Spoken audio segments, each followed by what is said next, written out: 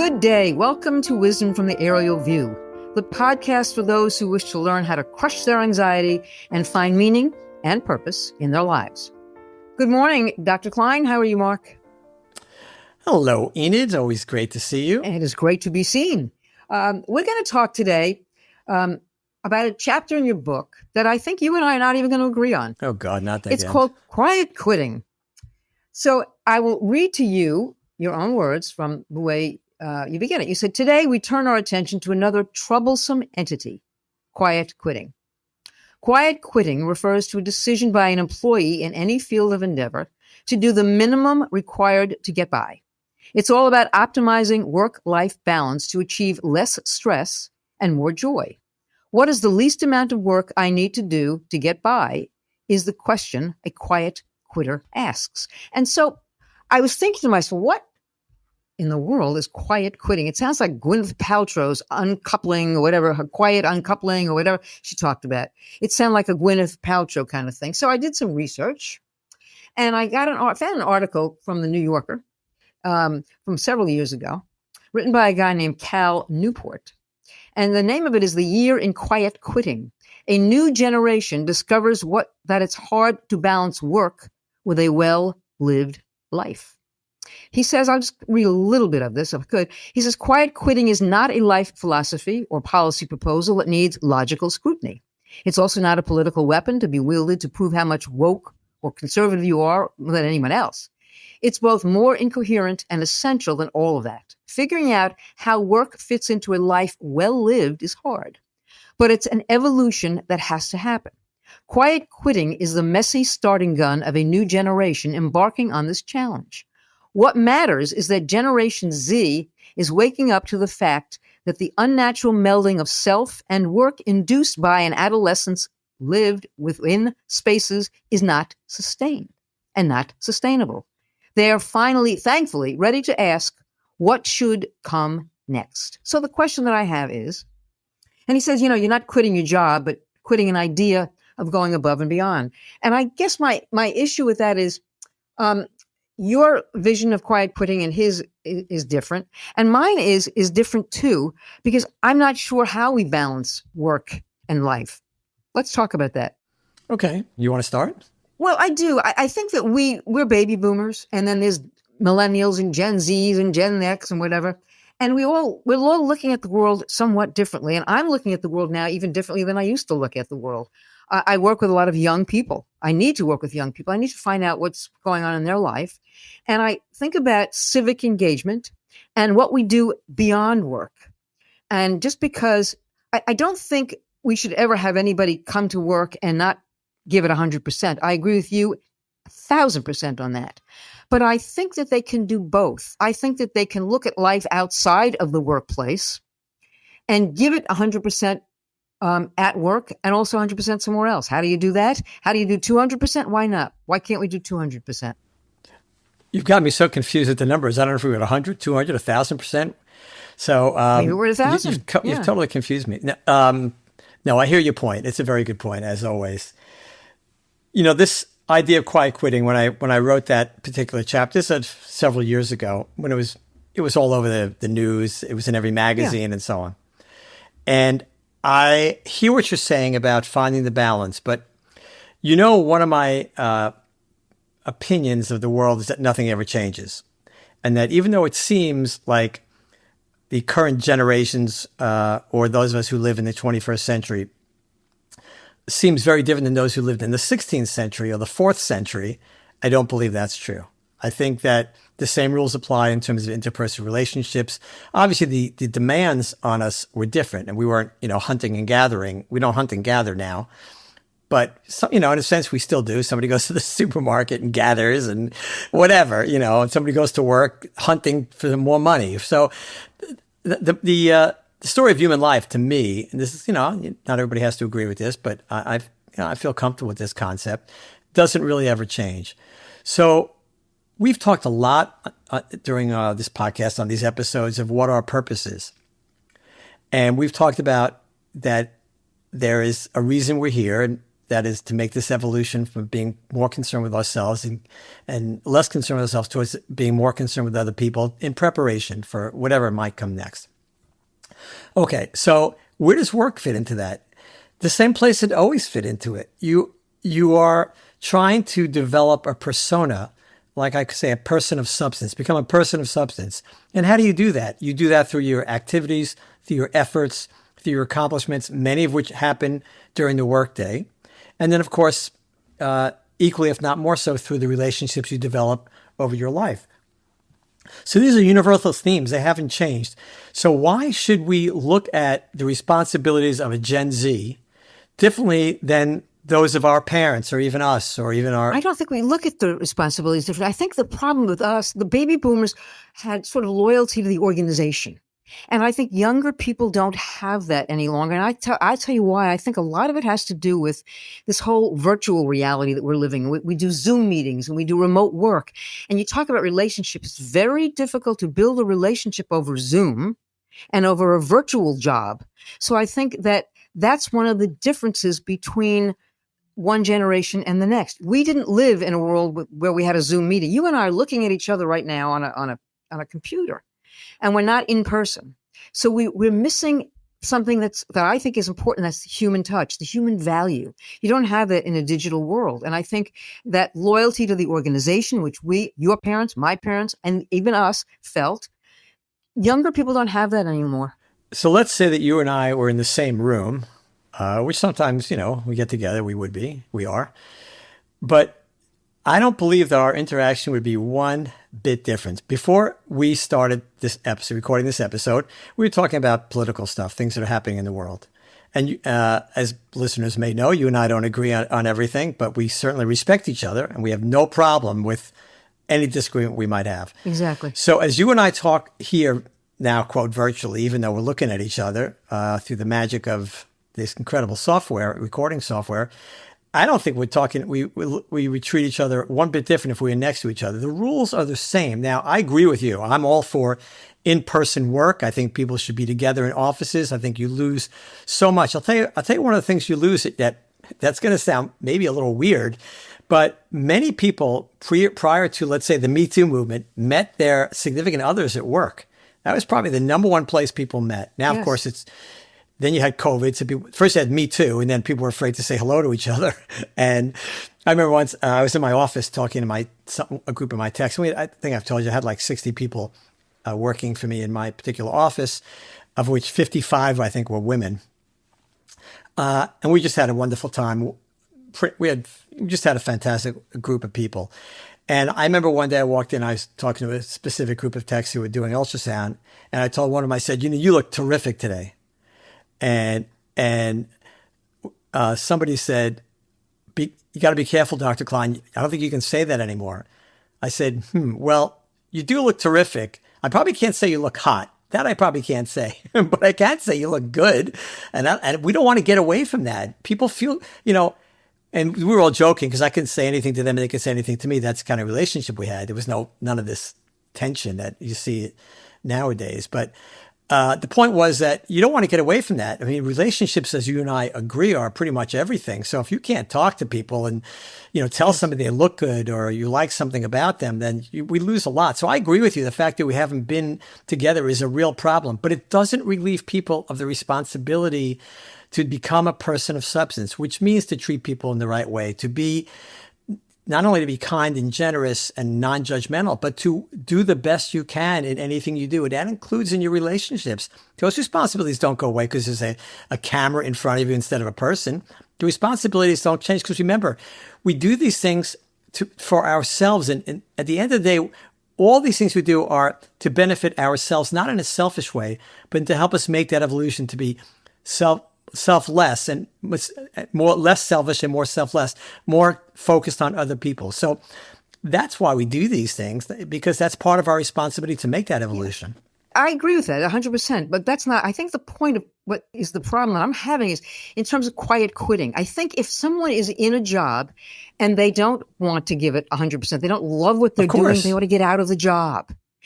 And that's the responsibility. So to me, the notion of quiet quitting is that they're they're not going above and beyond. They ought to go above and beyond. And if they don't want to go above and beyond, that's their responsibility then to the job is to quit the job, not quietly, but just say, I can't do this anymore, and go out and get another job.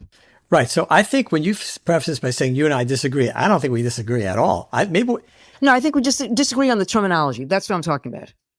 Yes, I think the terminology may be what's holding us up. But, I think I shared this in the book that my dad, when I was, the things we remember, it's amazing the things we remember. I think I told you I remember being in your basement at a party when we were like in 7th grade. God knows why I remember that, but it is so clear to me. That must have been a hell of a basement, I'm telling you, because I don't remember a thing Yeah, about well, it. it was your basement. Yeah, I remember that. You did have a basement, didn't you? I did have a basement, yes. And we did have a party down there, didn't we? Lots of parties. Yes, we did. Exactly. I'm Okay. surprised I invited you. I was actually quite surprised you invited me too, because I was not one of the, I was not sitting at the cool kids table. But anyway, so my dad said to me one day, as my first job was when I was 14 years old. And we both grew up in New York. And in New York in those days, you needed what were called working papers, right? You had to be 14 to get working papers. You couldn't get a job without working papers. So I couldn't wait. Finally at 14, I turned 14 to get my working papers. And my first job was working like in a luncheonette at the beach. Oh, yeah.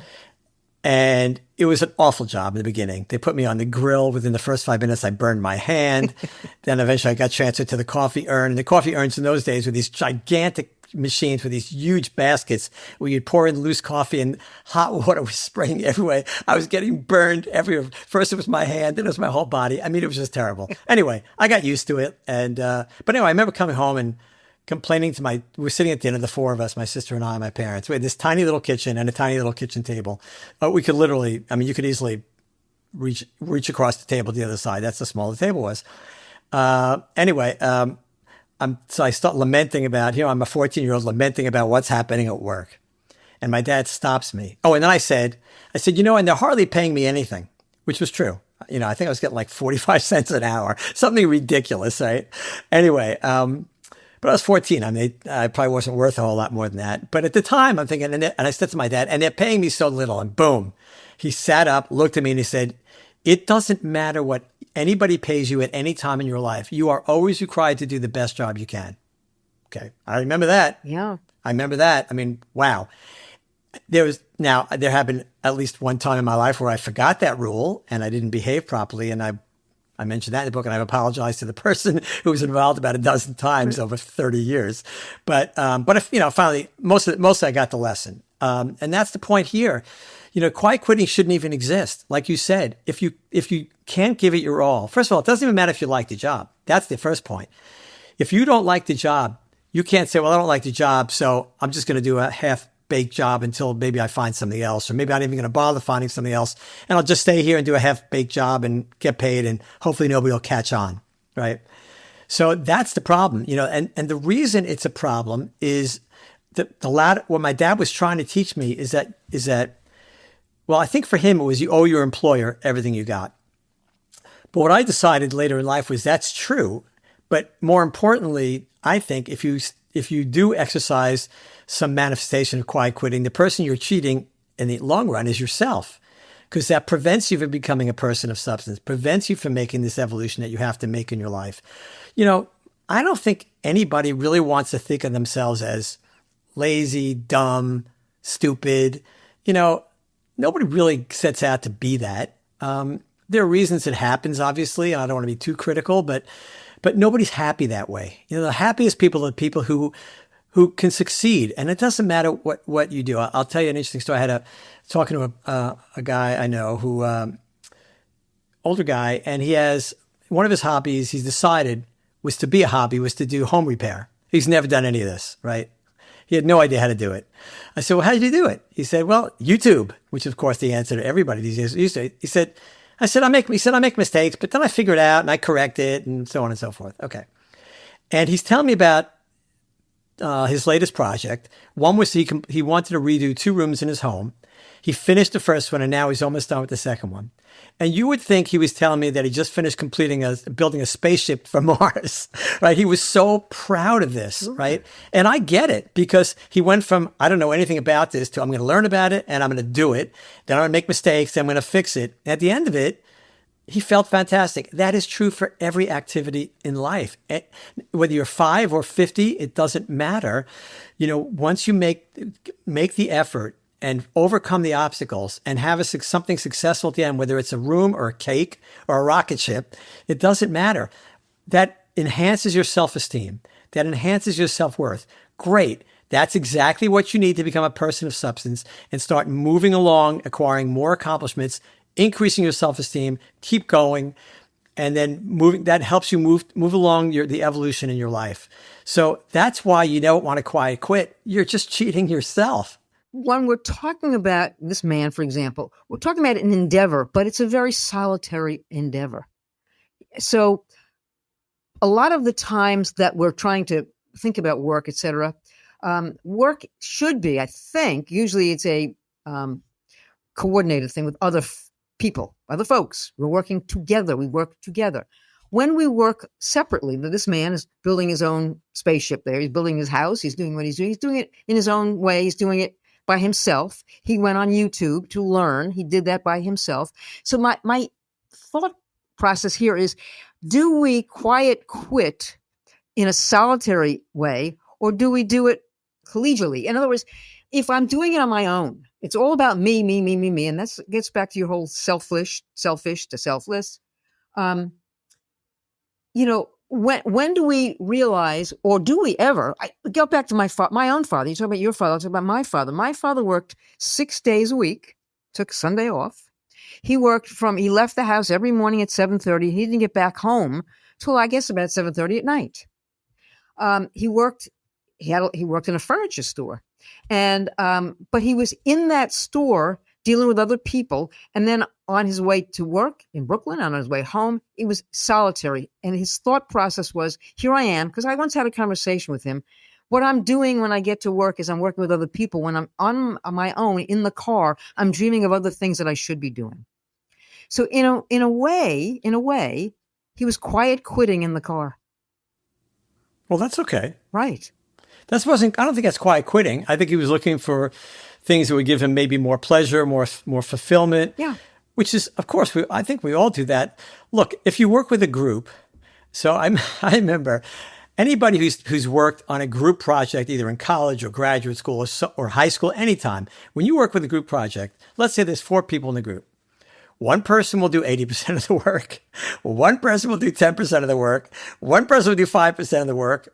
Or maybe 2 people do 10% of the work, and one person will do next to nothing. Yes. That is the way most groups work, sure. Right? And in an office or any kind of setting, if you have enough people, look, I had a group of, I had 60 employees, but I was part of a group of between 25 and 30 physicians.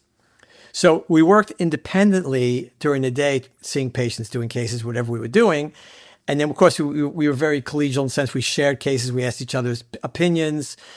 Since I was in charge of this particular group office, I arranged a schedule so we could sit down for 20 minutes every day to have lunch, which, otherwise we wouldn't. People would just keep working or whatever. And I wanted us to have that time together. So since I was, in charge, I got to set the schedules. So I set the schedule, said there should be time most days to have 20 minutes to sit down at lunch. And we had a lot of fun and we talked about interesting things. It could be anything. But anyway, so when you're in a group, so in this particular situation, each individual doctor was responsible for his or her own, each individual patient's cases.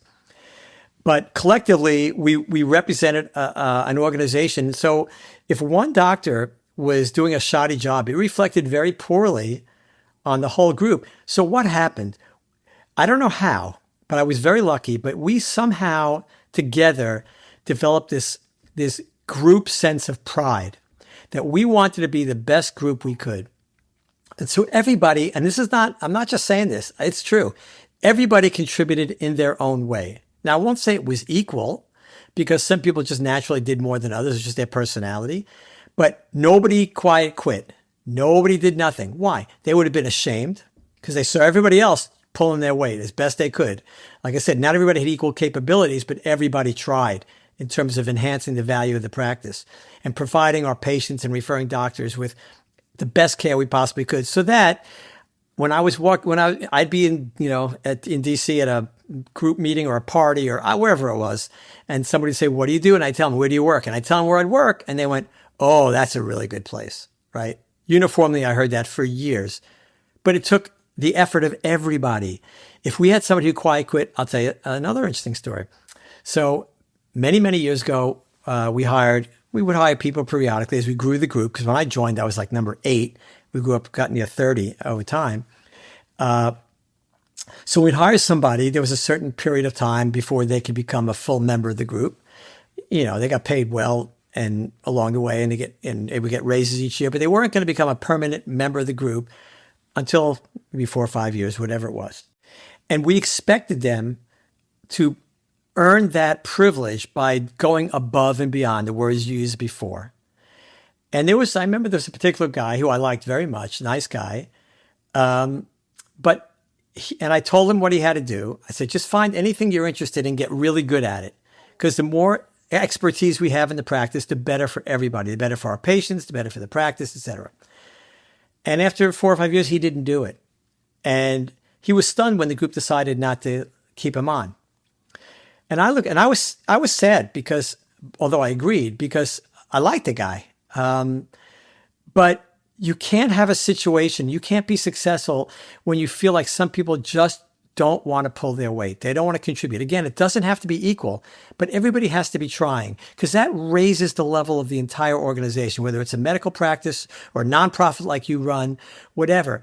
That's what you want. That's what you need. And if the temperature of the group or the culture, that's the right word. If the culture of the group of people is that we strive for excellence, if that's the culture, then everybody can be proud of that, can feed into that. And that's where the group really helps. That's where it's much harder individually. But everybody has to believe in it too, don't they? They have to believe, right? You have to believe in the culture, you have to believe in the goal, the end result. You have to believe in the end result. And if the end result is something that you believe in, I think, then you give it your all. But if you don't, and this is where it gets back to, if you don't, and it's easy for me to say, but then leave the practice, leave the job, leave the nonprofit. Those of us in the nonprofit world, maybe I look at it maybe a little differently than you do, except for the end result, your end result. Everybody who worked in your practice knew what the end result was. It was treating the patient with dignity, respect, and ultimately hopefully get them healthier. And obviously, maybe mine too. So I think that's what it's about. And if you're not happy with what you're doing, don't quit. 100%. So I don't think there's any difference between what you did. You've run some big organizations. I have. And what was your experience? Is it any different than what I was describing in mine? No, it was not at all. Except that we had a good mix of older people, younger people. But when I would hire someone to come in to work for my organization, I only asked them, the first question was, what do we do here? And what's your role here? What do you see your role to be? And how much of a difference can you make here? And it was all about making a difference. I mean, which is a sort of no, it's the same. It's the same thing, kind of thing. But it's the same, right? And I think it should be the same if you work at Walmart. 100%. What's the ultimate goal? But here's the reason. So you got somebody at Walmart, let's say, and let's say they're making minimum wage, and whatever the minimum wage is in that particular jurisdiction, it doesn't matter. Let's say let's just pick a number. Let's say they're making $15 an hour. Okay. I think I'm going to guess we would agree. Well, I don't want to put words in your mouth. For me, whether you're making $15 an hour or 45 cents an hour, like I was in the luncheonette at the beach getting burned, or whether you're making significantly more income as a CEO of an organization or a physician or a lawyer or whatever you are, right? The rule doesn't change. And here's the reason why. Because somebody would say to you, oh, you make 10 times what I make or 5 times what I make. Why should I put in the same effort? Well, some people might say, well, if you want to get to my level, that's what it takes, right? You got to build up, you got to learn, you have to have experience, you have to increase your value to the organization. And so, you're basically, it's sweat equity, basically. You're paying in by spending this time. That's one answer, but that might not work, and maybe especially for this generation. But here's what should work, because this is at the end of the day, the truth. You do it for the organization. You do it for the other people. But at the end of the day, the big beneficiary is going to be you. Because then that's how you become a person of substance. That's how you make your evolution in your life. That's how you look in the mirror and say, I like who I am. I'm proud of who I am. I went to work today and I gave it everything I had. And I helped my coworkers. and I help people who in need. In your case, the hungry or the homeless, whatever, the elderly. I help these people. Okay. And you look in the mirror, no, you don't say to yourself, how much money did I make today? No, very few people think like that. They'll look and go, wow, I made an impact today. Or my boss said, you did a great job. Or a coworker said, wow, I love the way you did that. I'm so impressed. Right. And then it's when you go home and you look in the mirror and you go, I had a good day. Not that you made 15 times 8, it's not that you made $120. It's that you did these things that make you feel better. And that's what it's about, that the acquisition of self-esteem comes from accomplishments. It comes from doing things of value. And it doesn't really matter what they are, as long as you're giving it your all. So the reason quiet quitting is so ultimately stupid is because you're shooting yourself in the foot, right? So yeah, it's not fair to your coworkers. It's certainly not fair to the organization or your boss, whatever, or your clients. All those things are true. But at the end of the day, the person you are damaging the most is yourself. And the converse, by giving it all you can every day, I'm not telling people that they have to, work 15 hours a day and starve themselves and never see the sunshine. I'm not talking about that.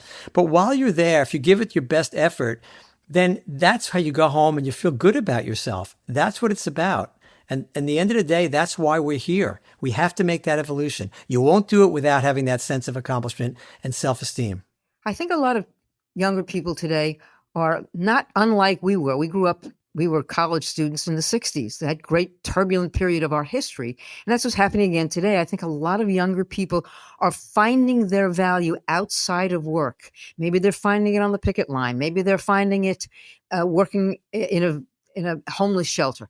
Wherever they're finding their value, I believe, is probably not necessarily in the workplace, but outside the workplace. And therefore, and I'm extrapolating, but therefore I think they're quiet quitting at work because they're finding more of their value or their purpose outside of work. Well, then I'm with you. Then get another job. Amen. Go work for a nonprofit. Go work for a political party, right? Whatever. If that's where you're getting your juice from, then fine, great. And give it your all for that organization, and really, it doesn't matter, how can I put this? The goal may not be, at the end of the day, you might look back on the project you were working on or the goal 20 years later and go, oops, I got that one wrong. But it doesn't matter, right? The point is you're giving it your all and you're through your efforts, you're enhancing your self-esteem. That's great. But if you don't it doesn't mean that when you're at work, you can just do little. Definitely. Because it's a big mistake on all the reasons we just mentioned. I couldn't agree with you more. And I do think they have to go do what they feel they need to do. I love this generation. Sometimes I don't, but most of the time I do. In fact, I sort of feed off of it. Their energy comes back to me in an office situation. And I feel good about it. And because you see yourself the way you were at that age. Maybe that's right. Because that's what you were. Maybe that's right. Because you always were committed and always were dedicated. Probably should be the committed. idea of quiet quit. Yeah. I thought about it. I was going to mention that the other day, but I was a little worried about it. But I think that's what appeals to you because it does. That's how you looked at the world and how you still look at the world. I do. Right. Absolutely. And I'm looking at the world and I'm looking at the clock. So I'm going to end. I'm going to let you say the last words, but I want to read something in this chapter that I kind of like. He said, the new mantra is to live your best life. It's not clear what those who embrace quiet quitting dream to be their best life, but whatever it is, it doesn't appear to be centered around work. You say that, and I think you're right. I think it's about maybe not work in the workplace, but work outside. Maybe they view that as, maybe there's a question of what's the difference between a career and a job? Maybe that's it. I don't think there's a difference between a career and a job. It doesn't matter. You just give it your all every day. Just because you just remember, you want to be proud of who you are. You cannot be proud of who you are if you're quiet quitting, if you're giving half as much as you should. You will never feel good about yourself. So give it all you can. If the job isn't for you, like you said, find another one. But while you're there, for the benefit not only of your employer, not only of your coworkers, certainly you owe it to them, and not only to your clients or patients, whoever they might be, right? Like you don't want a nurse quiet quitting, right? You don't want a doctor quiet quitting. And I've seen it happen. It's wrong. But at the end of the day, you have to do it because that's what's going to make you a person of substance. That's what you're here for. That's what you have to do. Don't quiet quit. like I said at the end of that chapter, I think soar loudly. Yes, you did. You did say that, and I agree with that. If I have something on my wall in my office and in my house, and it's from Emile Zola, it said, if you ask me what I came to this world to do, I will tell you I came to live out loud. There you go. I end in that way. I end that way, and I will quietly quit this broadcast today. I thank you. I thank everybody for listening. Thank you for the wonderful emails and notes we're getting. We appreciate it. And tell our listeners here where they can write to us. You can send an email to question@wisdomfromtheaerialview.com. And we look forward to hearing from you. Thank you, Enid, for another great discussion. Love you. Thank you, everybody, for listening. Be well. See you next time. Peace.